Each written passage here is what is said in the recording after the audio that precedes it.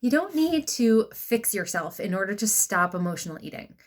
What do I mean by that? I mean, you don't need to fix your emotions, resolve past trauma, or relieve yourself of all of your emotional baggage before you can end your emotional eating behaviors and, lose weight and get healthy in the process.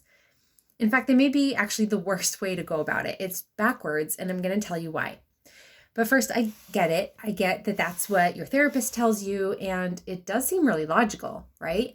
I eat because I'm having an emotion like stress or boredom or sadness or anger, loneliness, trauma, things like that. Therefore, if I fix or resolve that negative emotion, then I won't feel the need to eat over it, right?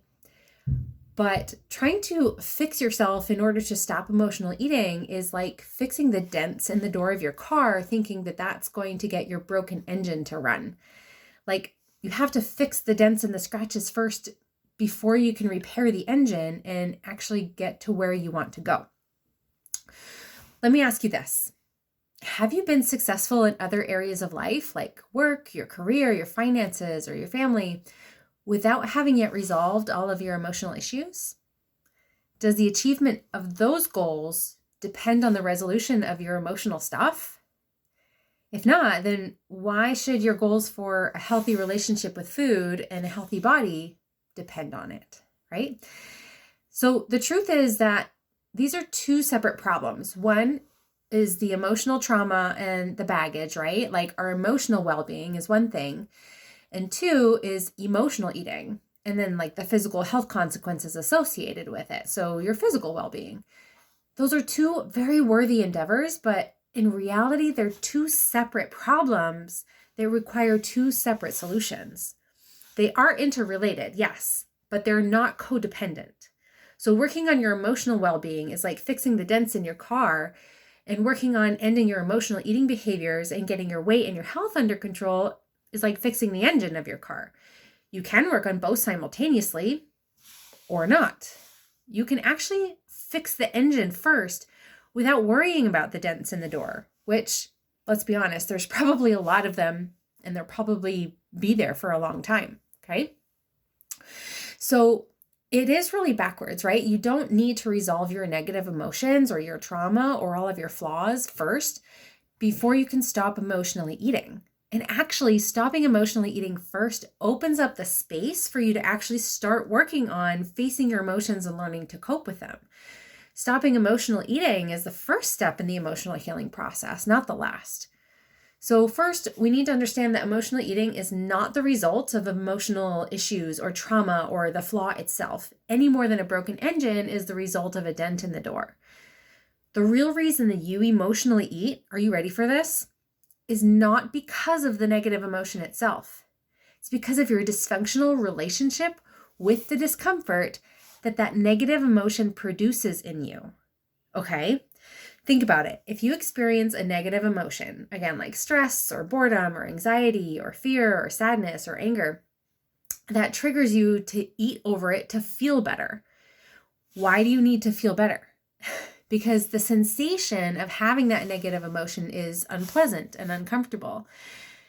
And it's specifically that discomfort that you're trying to avoid or escape or stuff down or change with food, right? You're using food as a tool, which, let's admit, is effective in the moment, but it's not long-term, is it? So the solution to emotional eating isn't actually fixing the underlying emotion or resolving your trauma issues.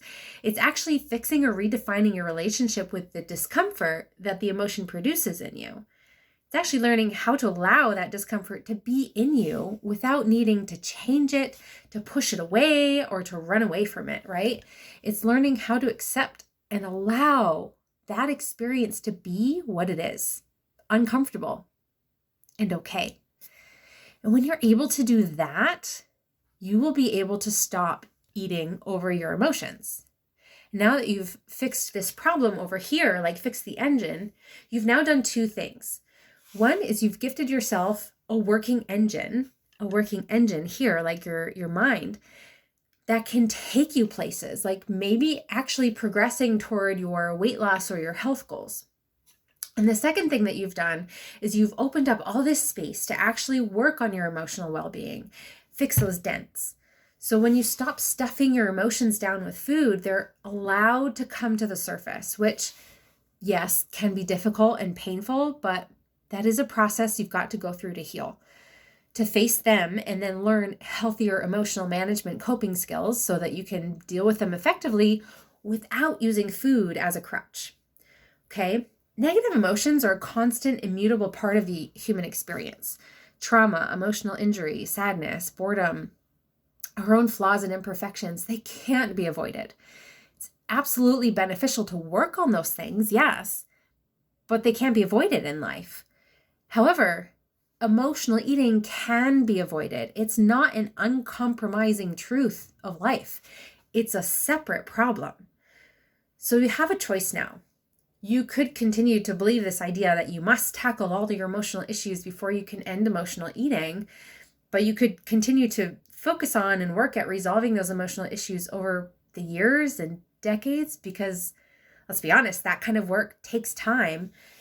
And in the meantime, you're still continuing to struggle with the emotional eating behaviors as well over that whole period of time, with probably your weight and your health suffering the consequences for those years and decades, right? Like you could continue putting off your food freedom, your weight, and your health goals for all that time. And you might end up 5 or 10 years down the road still working on yourself without having gotten any closer to ending your emotional eating. Maybe you've even gained weight or even worsened your physical health issues with food during that time, right? You could spend a lot of time and effort fixing the dents in your car door without making any progress on actually fixing the engine. So let's be honest, those dents are going to keep popping up. You fix one, another one will show up. It's like whack-a-mole, right? Those negative emotions are just a part of life and they're just going to keep coming. So if you continue to believe this, you may risk putting in a ton of time and effort with just lackluster results on the emotional eating front. And you may be feeling this more and more every day, even now. So my question is, do you want to be someone who hurts their body with food every time you experience an uncomfortable emotion? Or do you want to be someone who conquers their discomfort and creates a peaceful relationship with food, even amidst the inevitable turmoil of life? If that's you, send me a direct message and I can help.